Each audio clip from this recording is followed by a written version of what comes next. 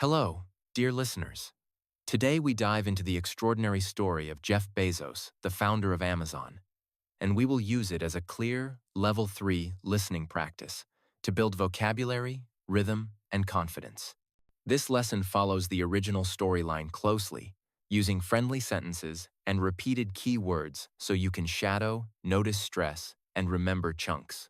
By the end, you will know where Bezos came from, how he learned, why he took risks, and which habits turned small steps into giant results.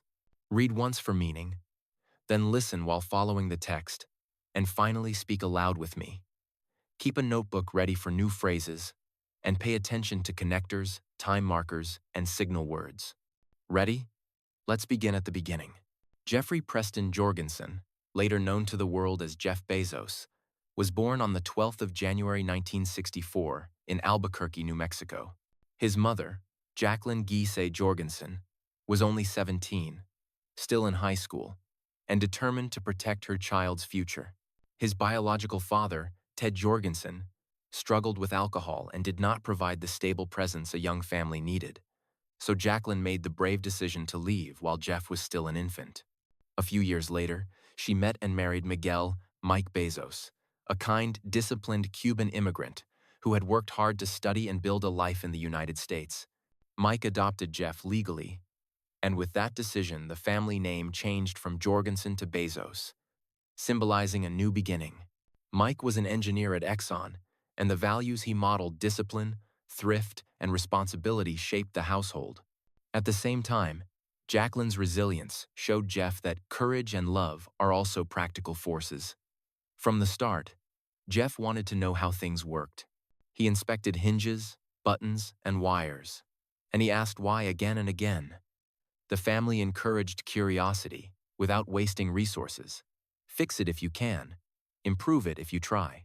Those early lessons did not erase difficulty, but they built confidence. Jeff learned that a modest starting point can become a strong foundation if a child receives structure, warmth, and the freedom to explore. The adoption did not just change a name, it reframed a story, giving a bright, secure path to a boy who would later change how the world shops and learns online. Long before he wrote code or launched websites, Jeff was a tiny engineer with a screwdriver. As a toddler, he once tried to dismantle his crib because he wanted a real bed. A funny family memory that also reveals a serious pattern. Observe, tinker, improve. Summers in Texas with his grandfather, Lawrence Preston Giese, turned that impulse into practical skill. Giese, a retired nuclear physicist, taught by doing. He showed Jeff how to maintain tractors, patch hoses, replace belts, adjust valves, weld small fixes, and chase problems back to their causes instead of their symptoms. On the ranch, broken tools were not excuses. They were lessons with sharp edges. Jeff discovered that careful observation beats guessing, that patient testing beats rushing, and that persistence beats frustration. He found libraries of knowledge in manuals and magazines, and he learned to treat instructions like maps rather than cages. Reading about space and science made the world feel larger, but fixing a pump made responsibility feel real. When something failed, he did not panic. He separated variables, tried one change, measured the result, and tried again. That habit of structured curiosity would later appear in product experiments, logistics designs, and business decisions. The ranch did not give him luxury. It gave him competence, the calm belief that messy systems can be understood, simplified, and rebuilt. It also gave him time with a mentor who expected effort, not perfection. That combination, hands, head, and heart working together, trained Jeff to face complex problems with a clear method and an optimistic builder's spirit. During his teens, Jeff turned curiosity into projects with real consequences. He wired a simple alarm so his younger siblings would not wander into his room, not because he disliked them, but because he wanted a space where ideas could grow without interruption. When the family moved to Miami, he entered Miami Palmetto Senior High School, a public school with strong science offerings and teachers who noticed his focus. He studied hard, read widely, and kept adding small, steady improvements to his habits. As graduation approached, Jeff was named valedictorian and gave a speech that still surprises people today. Instead of talking only about college or jobs, he spoke about expanding human life into space, building the infrastructure that could move heavy industry away from Earth and preserve our planet for living things. That vision was not a slogan for applause. It was a direction for his life. He wanted to become an entrepreneur who would use technology to solve big, important problems and to serve customers at scale. While classmates compared campuses and majors, Jeff was already mapping the long road. Learn the tools, join strong teams, study the internet as it grows, and then create a company that can do hard things for ordinary people. Ambition, for him, meant patience, discipline, and the courage to start small while thinking beyond the horizon. Jeff entered Princeton to study electrical engineering and computer science, and there his relationship with technology deepened from enthusiasm to craftsmanship. He treated the curriculum like a toolkit and the campus like a workshop, moving from circuits and operating systems to algorithms, networks, and human-computer interaction. He joined the computer club, asked professors hard questions, and built small utilities that saved time for classmates. More than talent, people noticed his consistency. Late nights spent debugging, careful notes after each failure, and the habit of turning a single solved problem into a repeatable method. Jeff also learned to value standards and automation. If a task would be repeated, he wrote a script. If a system could break, he added a monitor. If a decision was ambiguous, he proposed a metric. This engineer's reflex codify, measure, iterate later became Amazon's operational DNA. He read widely outside CS, exploring economics, management, and science writing, because he wanted to connect technical capability with customer value. He practiced explaining complex topics in plain language, a skill that would shape his leadership documents and product narratives. Group projects taught him how to divide work into crisp interfaces so teams could move in parallel without collisions. He saw that architecture is a leadership choice. Good boundaries make future change cheaper. By graduation in 1986, Jeff carried more than a prestigious degree. He carried a worldview that disciplined effort compounds, that data, not opinion, should guide debates, that experiments should be small, frequent, and reversible, and that the best tools make good decisions easy and bad decisions obvious. Princeton did not hand him a business plan, but it gave him a mental operating system. With it, he felt ready to join ambitious teams, learn markets quickly, and when timing aligned, translate engineering habits into products ordinary people would love. After Princeton, Jeff joined FIDL and worked on high-speed communications over fiber optics, where he saw firsthand how light could carry vast information at low cost. The experience taught him that infrastructure changes behavior. When bandwidth gets cheaper, new applications suddenly make sense. He moved to Bankers Trust, and then to D.E. Shaw, climbing quickly as a quantitative analyst who blended software with finance. The pay was excellent, and the projects were stimulating, yet he kept a private list titled Regret Minimization, a reminder to choose paths he would not regret at 80. In 1994, he read a report about the World Wide Web growing at an extraordinary rate, and one line crystallized an opportunity. An online bookstore could benefit from near-infinite catalog breadth, standardized identifiers like ISBNs, and dropship arrangements with wholesalers. Books would be the wedge. The larger vision was a store for everything. He drafted a plan, modeled unit economics, and proposed a move to the West Coast. Mentors warned him about risk, but the regret test was decisive. He resigned, packed a car with a computer and a few belongings, and drove with Mackenzie to Seattle, writing parts of a business plan along the way. The idea was simple to state and hard to execute. Use the internet to rewire shopping around selection, price, and convenience. Starting with books because the data was rich and the logistics feasible. What looked like a bookstore on the screen would actually be a system of software, suppliers, and processes designed to scale as demand arrived. In 1994, Bezos and Mackenzie drove to Seattle with a laptop, a business plan, and a belief that the web's exponential growth would reward early builders. Seattle offered engineers, wholesalers, parcel carriers, and a culture of practical invention. In a rented house, Doro desks became workstations, the garage became a server room, and the kitchen table became a hiring hub. Bezos warned his parents that the venture could fail, yet they invested, trusting his preparation and his regret minimization test. The first website prioritized speed and clarity over decoration. Books were the ideal wedge. ISBNs standardized catalog data, supplier feeds exposed deep selection, and boxes traveled well. The team wrote code all day and answered customer emails at night, turning every complaint into a test case and every surprise into a checklist. Early orders taught them about fraud screens, address validation, packing materials, and the power of accurate delivery dates. Bezos repeated the same internal refrain. We are not just building a bookstore. We are building a system that can sell anything. Mechanisms multiplied dashboards, pick lists, quality checks, and daily stand-ups that aligned priorities. Each tiny improvement made the next one easier. When the first backlog arrived, they triaged ruthlessly, shipped what they could, apologized when they missed, and wrote postmortems so the next day would be better. What looked like a small shop on a glowing screen was, underneath, a growing network of software, people, and suppliers designed to bend towards scale without breaking. Word of mouth accelerated as customers discovered low prices, huge selection, and delivery to the front door. Amazon expanded into music and video, refined search, added recommendations, and opened more fulfillment capacity.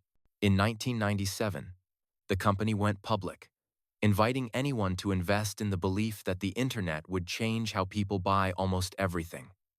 With public status came scrutiny. Analysts asked when profits would appear. Reporters measured success by quarterly earnings. Bezos answered with an alternative scoreboard.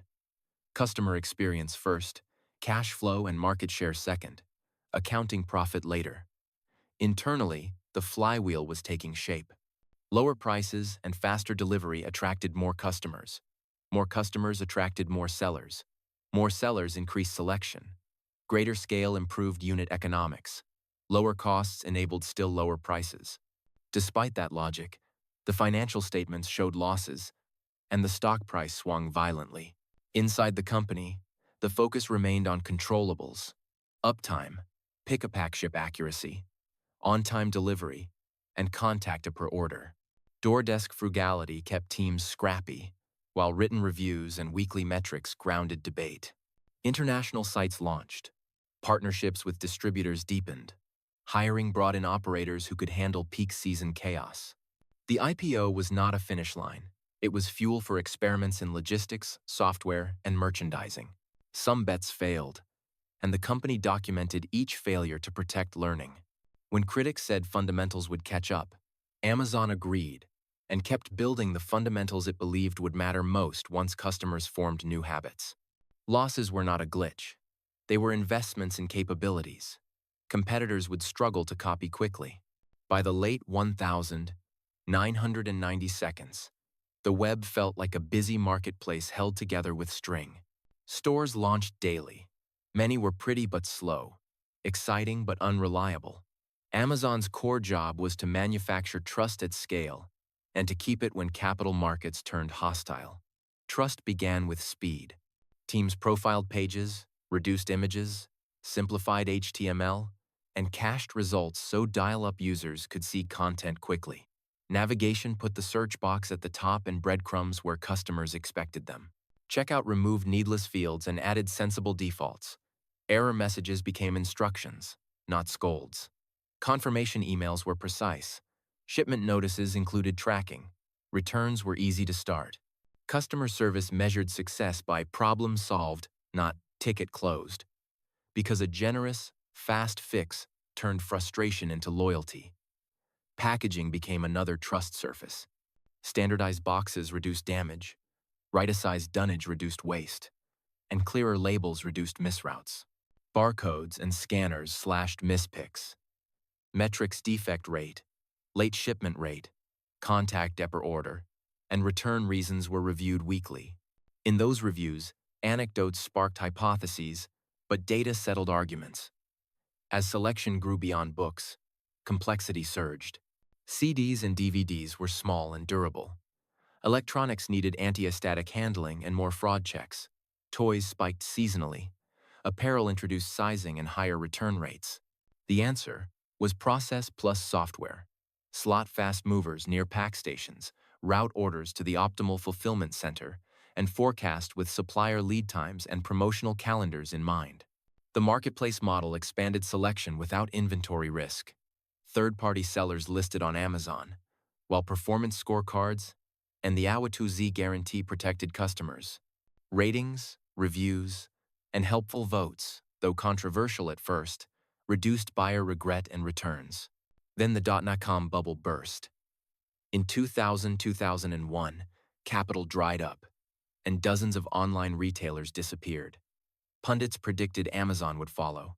Inside, leaders responded by sharpening focus. Non-core experiments were paused. Hiring slowed. Working capital discipline tightened. Vendor terms were renegotiated. Yet the flywheel's heart selection, price, convenience, kept improving. Fulfillment centers began operating on shared standards, so process improvements could propagate fast. Software releases shrank into safer, more frequent deployments. Reliability engineering matured with paging rotations, blameless post-incident reviews, and follow-through on action items. Surviving meant more than cutting costs. It required a calm belief that the Internet's long-term advantages, selection breadth, price transparency, and delivery convenience remained intact. Bezos wrote candid notes, reminding teams that the crash removed easy money, not the logic of the medium. By 2002, the scars had become capabilities. Marketplace sales were rising, expanding catalog depth while reducing inventory exposure. Personalization modules. Customers who bought this also bought. Improved discovery and average order value. Reviews built community and answered pre-purchase questions, which in turn lowered post-purchase contacts. Internally, the monolith was being decomposed into services with clear APIs, allowing teams to ship independently without collisions, a painful architectural shift that later enabled a new business entirely, turning internal infrastructure into external services. Through recessionary wins, Amazon repeated a simple playbook. Lower prices a little, shorten delivery windows a little, and remove friction a little over and over. Competitors with thinner patience or higher capital costs could not match that compounding discipline. When the economy stabilized, Amazon did not merely outlast the crash. It exited with a stronger brand, a tougher logistics backbone, and a culture that treated every failure as fuel for invention. After the crash, Amazon asked a bigger question. How do we make the default choice feel magical? In 2005, the answer took shape as Amazon Prime, an annual membership that bundled fast, free 2-day shipping on eligible items. Many doubted people would prepay for speed, or that the math would work, but Prime changed behavior. Members started searches on Amazon, bought more often, and explored new categories because shipping felt frictionless. The program created a moat. Once customers enjoyed dependable, fast delivery, everything else felt slow. Amazon layered benefits over time. Prime Video, Prime Music, reading perks, exclusive deals turning a logistics promise into an ecosystem. Meanwhile, another giant idea emerged from inside operations. The company had built robust computing, storage, and database tools to run retail. Why not expose that infrastructure as services others could rent? In 2006, Amazon Web Services launched with primitives like compute and object storage. Startups adopted it because it converted capital expense into pay-as-you-go operating expense. Enterprises followed as reliability and features grew. AWS became a profit engine and an innovation platform for the broader economy. In devices, the 2007 Kindle made digital reading mainstream by pairing a glare-free screen with a vast ebook store and wireless delivery. On groceries, pilots like Amazon Fresh explored cold chain logistics, while the 2017 Whole Foods acquisition gave physical scale and local inventory for faster delivery. Across all these bets, Amazon maintained the same discipline. Document the customer problem, define the input metrics, launch small, measure, and iterate. Profitability arrived, not as a one-time event, but as the result of thousands of tuned mechanisms. 2003 marked the first full year profit, and margins improved as scale and efficiency compounded. The engine now had multiple cylinders: retail, marketplace, Prime, devices, and AWS, each reinforcing the others. Traffic from Prime fed marketplace sellers. Seller fees and advertising funded lower prices. Internal demand hardened AWS. AWS profits funded new customer experiences. The loop spun faster because each part aligned with a simple promise: make it easier for people to find, buy, and enjoy the things they need. Bezos described Amazon as a culture organized around a few stubborn principles, rather than a fixed business model. The first is customer obsession. Competitors watch one another. Amazon tries to watch customers, discovering friction to remove and joy to create. That posture becomes operational through mechanisms: narrative documents that specify the user, their goal, the current obstacles, and the proposed solution; input metrics that teams can directly influence; and weekly reviews that convert anecdotes into hypotheses and numbers into decisions. The second principle is long-term thinking. Amazon is willing to look wrong in the short run if a plan increases customer value and free cash flow over years. Letters to shareholders explain this plainly. Free cash flow matters more than reported earnings, and experiments should be frequent, small, and reversible until they are not. The third is invention. If a process repeats, automate it. If a choice recurs, encode the rule. If the rule fails, update it quickly. Mechanisms trump slogans. These principles produced recognizable innovations. ONIETT. ONIT click ordering collapsed checkout to a single decisive moment, saving time and lifting conversion. Customer reviews, star ratings, and Q&A helped shoppers decide and helped honest sellers stand out. Search inside the book previewed content before purchase. Recommendations. Customers who bought this also bought. Connected the catalog into a discovery engine. Subscribe and save reduced errands. Wish lists captured intent. Digital gift cards made generosity immediate. On the operations side, sortable fulfillment centers used standardized bins, scanners, and algorithms to increase pick accuracy and speed. Sortation centers and last-mile experiments tightened delivery windows. The Dora desk symbolized frugality, but the deeper point was resourcefulness. Spend on things customers notice, and be thrifty everywhere else. Prime unified logistics and loyalty, teaching the company to treat shipping speed as a product, not a cost center. Alexa and Echo introduced voice as an interaction model, turning simple phrases into music, timers, and smart home control, while opening a skills platform for developers. Behind the scenes, Amazon's writing culture shaped decisions. PowerPoint was replaced by 6-page narratives, read silently at the start of meetings, forcing clarity of thought and lowering the chance that style would overwhelm substance. PR FAQs, press releases, plus frequently asked questions. Imagined a future product as if it already existed, then worked backward to requirements. Working backward sounds poetic, but it is operational. Define the customer promise first, design the experience, derive the architecture, and only then plan the milestones. Day one is another core idea. In day one, teams move quickly, avoid proxies for customers, embrace external trends, and resist entropy. Day two, by contrast, is stasis, followed by decline. The antidote is to stay curious, keep experimenting, and maintain high standards. High standards at Amazon are teachable. They are specific to each domain. They are contagious when modeled, and they must be paired with coaching to avoid becoming unreachable. Leadership principles like dive deep, bias for action, insist on the highest standards, and earn trust codify expected behaviors, not just results. They remind leaders to use data, to question anecdotes, to stay connected to details, and to own outcomes. Not every innovation worked. The Fire Phone failed, but its computer vision and voice technologies seeded the next generation of devices and services. Some experiments were ahead of their time. Others were simply wrong. What mattered was the metabolism for learning. Write the narrative, run the test, capture the lesson, and try again.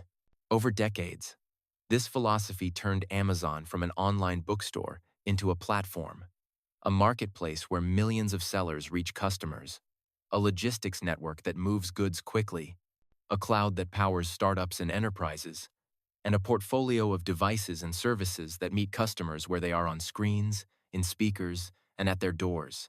Jeff Bezos' legacy reaches beyond commerce into technology, spaceflight, and philanthropy, but the common thread is disciplined invention aimed at long horizons. Through Amazon, he demonstrated that a company can be both intensely practical in the short term, fix the bug, ship the package, answer the email, and wildly ambitious in the long term, reshape how people discover, buy, and receive the things they need. Even after stepping down as CEO in 2021, he remained executive chairman, and his fingerprints persist in the culture. Narratives instead of slides, mechanisms instead of slogans, input metrics instead of vanity numbers, and the insistence that every day is day one. His work in space began long before rockets trended on social media. In 2000, he founded Blue Origin with the motto, Gradatim Ferocider, step by step, ferociously an engineer's version of patience. The company focused on reusable rockets, vertical landing, and human-rated systems.